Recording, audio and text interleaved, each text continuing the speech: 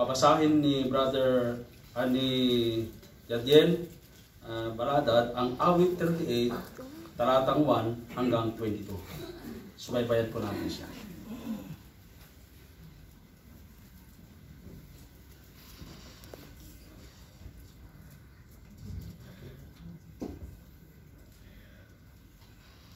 O Jehovah, huwag mo akong sawayin ng galit ka, o ituwid ng napopoot ka, dahil ang mga palaso mo ay pumaon ng malalim sa akin, at hinampas mo ako ng kamay mo. Nanghihina ang buong katawan ko dahil sa galit mo. Wala akong kapayapaan dahil sa kasalanan ko. Lampas ulo na ang mga pagkakamali ko. Gaya ng mabigat na pasan, hindi ko na kayang dalhin ang mga ito. Ang mga sugat ko ay mabaho at nagnanaknak dahil sa kamangmangan ko. Naghihirap ang kalooban ko at lumumumo ako. Buong araw akong naglalakad na malungkot. Napakainit ng pakiramdam ko. Naghihina ang buong katawan ko. Namanhid ako at lubos na naduro. Napaungol ako ng malakas dahil sa paghihirap ng puso ko.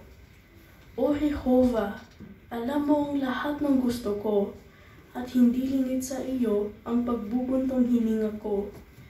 Mabilis ang tibok ng puso ko, nawalan na ako ng lakas, at lumabo na ang paningin ko. Iniiwasan ako ng mga kaibigan at kasama ko dahil sa salot na dinaranas ko, at lumalayo sa akin ang malalapit kong kakilala. Ang mga gustong pumatay sa akin ay nag-uumang ng mga bitat. Ang mga gustong manakit sa akin ay nag-uusap-usap para ipahamak ako. Buong araw nilang pinag-iisipan ang panlilinlang.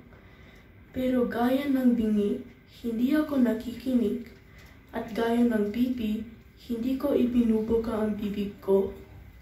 Ako ay naging gaya ng isang taong hindi makarinig, na ang bibig ay walang masabi para ipagtanggol ang sarili. Dahil naghintay ako sa iyo, O Jehovah, at sinagot mo ako, O Jehovah na aking Diyos. Dahil sinabi ko, huwag nawa silang magsaya sa pagdurusa ko, o magmataas sa akin kung madulas ako. Dahil malapit na akong mabuwal, at lagi akong dumaranas ng kirot. Ipinagtapat ko ang pagkakamali ko. Nababagabag ako dahil sa kasalanan ko. Pero ang mga kaaway ko ay masigla at malakas.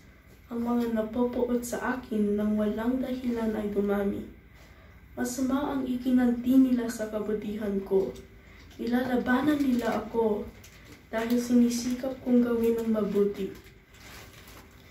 Huwag mo akong iwan, O Jehovah, O Diyos. Huwag kang manatiling malayo sa akin.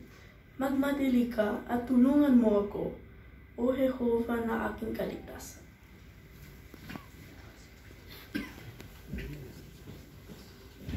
Maraming salamat, Jadiel, sa mahusay na yung pagganap sa yung bahagi, yung pagbabasa dito sa nasabing teksto.